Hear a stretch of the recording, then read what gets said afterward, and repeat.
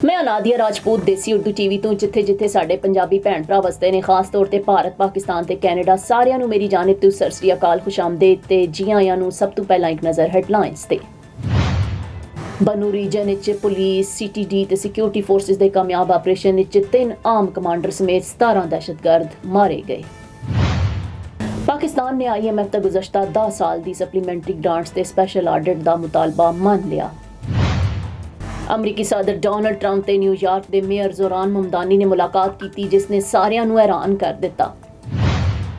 ਵਜ਼ੀਰ ਦਿਫਾ ਖਵਾਜਾ ਆਸਿਫ ਦਾ ਕਹਿਣਾ ਹੈ ਕਿ ਭਾਰਤ ਤੋਂ ਜੰਗ ਦਾ ਖਤਰਾ ਹੁਣ ਵੀ ਬਰਕਰਾਰ ਹੈ। ਔਰ ਮੱਦੀਆਂ ਖਬਰਾਂ ਦੀ ਤਫਸੀਲ ਦੀ ਜਾਣੇ। ਬਨੂ ਰੀਜਨ ਵਿੱਚ ਪੁਲਿਸ, ਸੀਟੀਡੀ ਤੇ ਸਿਕਿਉਰਿਟੀ ਫੋਰਸਿਸ ਦੇ ਆਮ ਤੇ ਮੁਸਲਸਲ ਆਪਰੇਸ਼ਨਸ ਜਾਰੀ ਨੇ। ਆਪਰੇਸ਼ਨ ਵਿੱਚ 3 ਆਮ ਕਮਾਂਡਰ ਸਮੇਤ 17 ਦਹਿਸ਼ਤਗਰਦ ਜਨਮ ਹਾਸਲ ਹੋ ਗਏ ਨੇ ਤੇ ਮੁਤਅੱਦਦ ਜ਼ਖਮੀ ਹੋਏ ਨੇ। ਆਪਰੇਸ਼ਨਸ ਦੇ ਦੌਰਾਨ ਦਹਿਸ਼ਤਗਰਦਾਂ ਦੇ ਠਿਕਾਣਿਆਂ ਤੋਂ ਵੱਡੀ ਤਾਦਾਦ ਵਿੱਚ ਅਸਲਹਾ ਤੇ ਐਮੂਨੀਸ਼ਨ ਬਰਾਮਦ ਕੀਤਾ ਗਿਆ ਤੇ ਫਿਤਨਾ ਖਾਰਿਜ ਦੀ ਮਕਾਮੀ ਕਮਾਂਡਰ ਨੂੰ ਭਾਰੀ ਨੁਕਸਾਨ ਪਹੁੰਚਿਆ। ਖੈਬਰ ਪਖਤੂਨਖਵਾ ਪੁਲਿਸ ਨੇ ਦੱਸਿਆ ਕਿ ਸ਼ਹਿਰੀ ਖੇਲ ਤੇ ਪੱਕਾ ਪਹਾੜ ਖੇਲ ਵਿੱਚ ਦਹਿਸ਼ਤਗਰਦਾਂ ਦੀ ਮੌਜੂਦਗੀ ਦੀ ਇਤਲਾਹ ਤੇ ਲੱਕੀ ਪੁਲਿਸ, ਸੀਟੀਡੀ, ਬਨੂ ਤੇ ਸਿਕਿਉਰਿਟੀ ਫੋਰਸਿਸ ਨੇ ਮੁਸ਼ਤਰਕਾ ਆਪਰੇਸ਼ਨ ਕੀਤਾ, ਜਿਸ ਵਿੱਚ 10 ਖਾਰਜੀ ਹਲਾਕ, 5 ਜ਼ਖਮੀ ਤੇ 1 ਸਹੂਲਤਕਾਰ ਗ੍ਰਿਫਤਾਰ ਹੋਇਆ। ਹੁਕਾਮ ਦਾ ਕਹਿਣਾ ਸੀ ਕਿ 7 ਦਹਿਸ਼ਤਗਰਦਾਂ ਦੀਆਂ ਲਾਸ਼ਾਂ ਬਰਾਮਦ ਕਰ ਲਈਆਂ ਗਈਆਂ ਨੇ ਤੇ 3 ਲਾਸ਼ਾਂ ਦੁਸ਼ਵਾਰ ਗੁਜ਼ਾਰ ਇਲਾਕੇ 'ਚ ਹੋਣ ਦੇ ਬਾਇਸ ਨਹੀਂ ਕੱਢੀਆਂ ਜਾ ਸਕੀਆਂ। ਸੈਂਟਰਲ ਪੁਲਿਸ ਆਫਿਸ ਨੇ ਦੱਸਿਆ ਕਿ ਹਲਾਕ ਦਹਿਸ਼ਤਗਰਦਾਂ ਵਿੱਚ ਖਤਰਨਾਕ ਕਮਾਂਡਰਜ਼ ਨਿਆਜ਼ ਅਲੀ ਉਰਫ ਆਕਾਸ਼ਾ ਤੇ ਅਬਦੁੱਲਾ ਉਰਫ ਸ਼ਪੂਨ ਕੋਈ ਵੀ ਸ਼ਾਮਿਲ ਨੇ।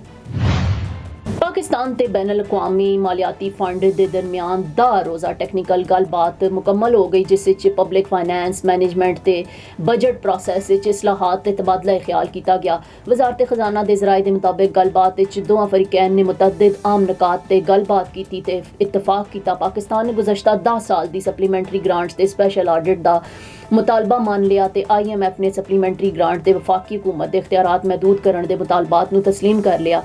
ਤੇ ਜ਼ਰਾਏ ਵਜ਼ਾਰਤ ਖਜ਼ਾਨਾ ਦਾ ਕਹਿਣਾ ਹੈ ਕਿ public finance management budget process ਵਿੱਚ ਤਬਦੀਲੀ ਲਈ ਦਿੱਤੇ ਗਏ ਅਹਦਾਫ ਤੇ ਮੁਸ਼ਾਵਰਤ ਕੀਤੀ ਗਈ ਤੇ ਪਬਲਿਕ ਫਾਈਨੈਂਸ ਮੈਨੇਜਮੈਂਟ ਦੇ ਡਿਜੀਟਾਈਜ਼ਡ ਮਾਸਟਰ ਪਲਾਨ ਦੀ ਨਿਗਰਾਨੀ ਕੀਤੀ ਜਾਏਗੀ। Now I am American. I have citizen.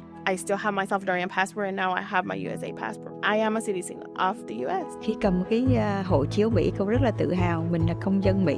La ciudadanía para mí significa oportunidades. Si ya tienen el tiempo que pueden hacerse ciudadanas, que lo hagan. No pierde nada uno con intentarlo. Como dicen en México, echándole ganas todo se puede.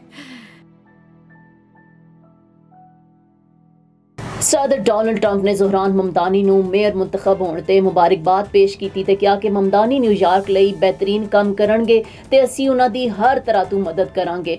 ਮਹੀਨਿਆਂ ਤੱਕ ਇੱਕ ਦੂਜੇ ਤੋਂ ਮੁਤਲਕ ਤੋਹੀਨ ਆਮੇਜ਼ ਬਿਆਨਾਤ ਦੇ ਬਾਅਦ ਆਖਿਰਕਾਰ ਜੁਮੇ ਨੂੰ ਜ਼ੋਹਰਾਨ ਮਮਦਾਨੀ ਤੇ ਡੋਨਲਡ ਟਰੰਪ ਨੇ ਵਾਈਟ ਹਾਊਸ ਵਿੱਚ ਇੱਕ ਦੂਜੇ ਦਾ ਆਮਣਾ ਸਾਹਮਣਾ ਕੀਤਾ ਤੇ ਗੈਰ ਮੁਤਵੱਕੇ ਤੌਰ ਤੇ ਇੱਕ ਦੋਸਤਾਨਾ ਮੁਲਾਕਾਤ ਹੋਈ।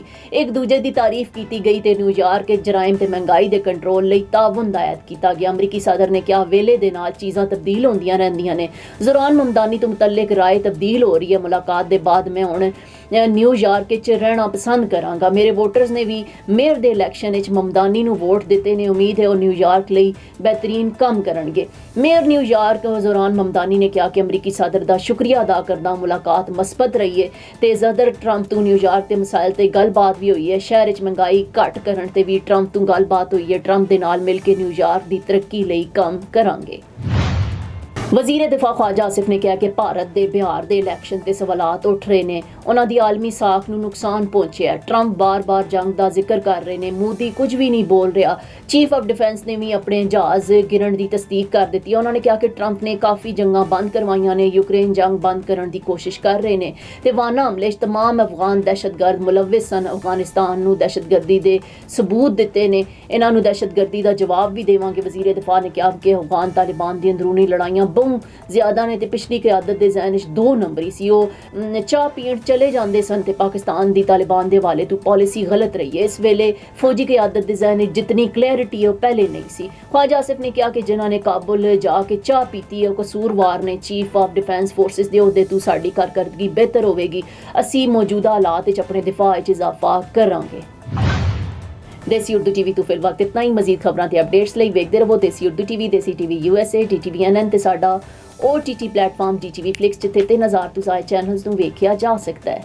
Now I am American. I have citizen. I still have my Salvadorian passport and now I have my USA passport. I am a citizen of the US. Khi cầm cái hộ chiếu Mỹ, cô rất là tự hào mình là công dân Mỹ. La ciudadanía para mí significa oportunidades. Si ya tienen el tiempo que pueden hacerse ciudadanas, que lo hagan. No pierde nada uno con intentarlo. Como dicen en México, echándole ganas, todo se puede. Neurological care is a pressing healthcare challenge in Pakistan. That's why Helping Hand USA is building Kind R, a world-class hospital with 130 plus clinics that is set to establish new standards for neurological care in Pakistan. As the first phase nears completion, anticipation is growing for the launch in the second half of 2025. Give zakat and sadaqah through Helping Hand USA today and join this historic endeavor to redefine future healthcare in Pakistan.